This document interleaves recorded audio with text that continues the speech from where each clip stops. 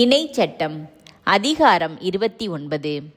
மோவாபு நாட்டில் ஆண்டவர் இஸ்ரேலுடன் செய்து கொண்ட உடன்படிக்கை. ஓரேபில் ஆண்டவர் இஸ்ரேல் மக்களோடு செய்து கொண்ட உடன்படிக்கையை தவிர மோவாபு நாட்டில் அவர் அவர்களோடு உடன்படிக்கை செய்து கொள்ளுமாறு மோசேக்கு கட்டளையிட்டு உரைத்த வார்த்தைகள் பின்வருமாறு. மோசே இஸ்ரேலர் அனைவரையும் வரவழைத்து கூறியது: எகிப்து நாட்டில் பார்வோனுக்கும் அவன் அலுவலர் அனைவருக்கும் அவன் நாடு முழுமைக்கும் உங்கள் கண் முன்பாக ஆண்டவர் செய்தவற்றை நீங்கள் கண்டீர்கள். கொடிய வேதனைகளையும் அடையாளங்களையும் அரும் செயல்களையும் வியத்தகு செயல்களையும் அங்கே உங்கள் கண்களால் கண்டீர்கள். ஆயினும் புரிந்து கொள்ளும் உள்ளத்தையும் காண்கின்ற கண்களையும் கேட்கின்ற செவிகளையும் இந்நாள் வரை ஆண்டவர் உங்களுக்கு தரவில்லை.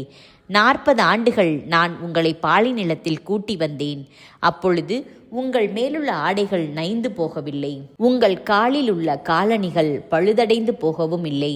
நீங்கள் அப்பம் உண்ணவோ ரசம் குடிக்கவோ மதுபானம் அருந்தவோ இல்லை. இதனால் நானே கடவுளாகிய ஆண்டவர் என்று நீங்கள் உணர்ந்து கொண்டிருக்கிறீர்கள். நீங்கள் இந்த இடத்திற்கு வந்தபோது எஸ்போனின் அரசனாகிய சீகோனும் பாசானின் அரசனாகிய ஓகும் நமக்கு எதிராக போர் புரிய வந்தனர்.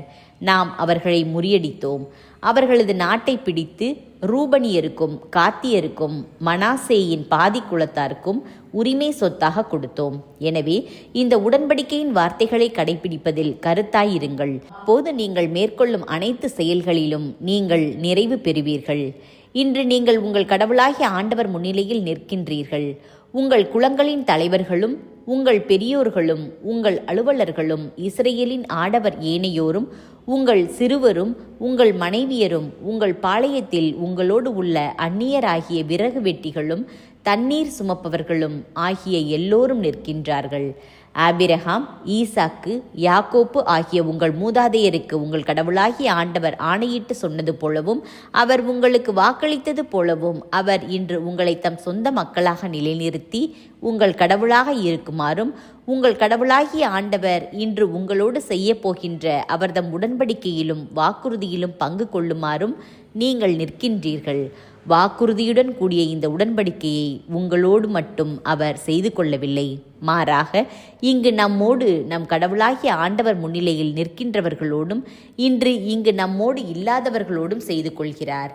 எகிப்து நாட்டில் நாம் எவ்வாறு குடியிருந்தோம் என்பதையும் வேற்றினங்களிடையே நாம் எவ்வாறு கடந்து வந்தோம் என்பதையும் நீங்கள் அறிவீர்கள். அவர்களின் அருவருப்புகளை மரத்தாலும் கல்லாலும் வெள்ளியாலும் பொன்னாலுமான அவர்களின் தெய்வச் சிலைகளை நீங்கள் பார்த்தீர்கள். அந்த வேற்றினங்களின் தெய்வங்களுக்கு பணிபுரியுமாறு நம் கடவுளாகிய ஆண்டவரை விட்டு விலகி செல்லும் மனமுள்ள ஆணோ பெண்ணோ குடும்பமோ குலமோ உங்களிடையே இன்று இல்லாதிருக்கட்டும். நச்சுத்தன்மையும் கரையான் அரிப்பும் கொண்ட வேரை போன்ற எவரும் உங்களிடையே இல்லாதிருக்கட்டும். அத்தகையோர் இந்த வாக்குறுதியின் வார்த்தைகளை கேட்ட பின்பும் நாங்கள் இதய பிடிவாதத்தோடு நடந்தாலும் எங்களுக்கு எல்லாம் நலமாகும் என்று சொல்லி தங்களையே தேற்றிக் கொள்வாராகில் பசுமையானதும் உலர்ந்ததும் சேர்ந்தெழியும். ஆண்டவர் அவர்களுக்கு இரக்கம் காட்ட மாட்டார், மாறாக ஆண்டவரின் சினமும் சகிப்பின்மையும் அவர்கள் மீது கனன்றெறியும். இந்த நூலில் எழுதப்பட்டுள்ள சாபங்கள் அனைத்தும் அவர்கள் மேல் விழும். ஆண்டவர் அவர்களது பெயரை மண்ணுலகில் நின்று துடைத்து விடுவார். இந்த திருச்சட்ட நூலில் எழுதியுள்ள உடன்படிக்கையின் சாபங்களுக்கு ஏற்ப ஆண்டவர் அத்தகையோரை இஸ்ரேலின் குலங்கள் அனைத்து நின்றும் பிரித்தெடுத்து தீமைக்கு உள்ளாக்குவார்.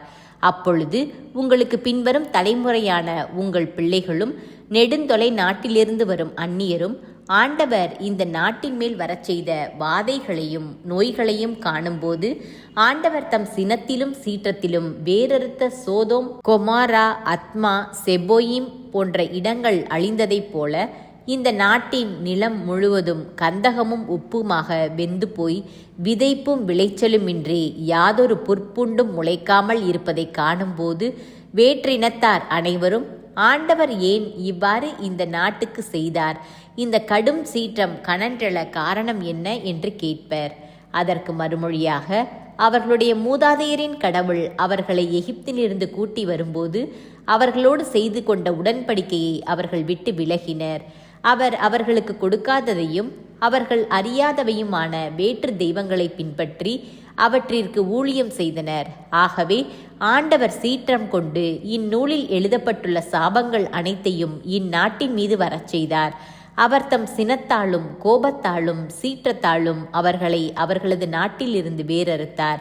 இந்நாளில் இருப்பது போல் அவர்களை வேற்று நாட்டுக்கு விரட்டியடித்தார் என்று சொல்லப்படட்டும்.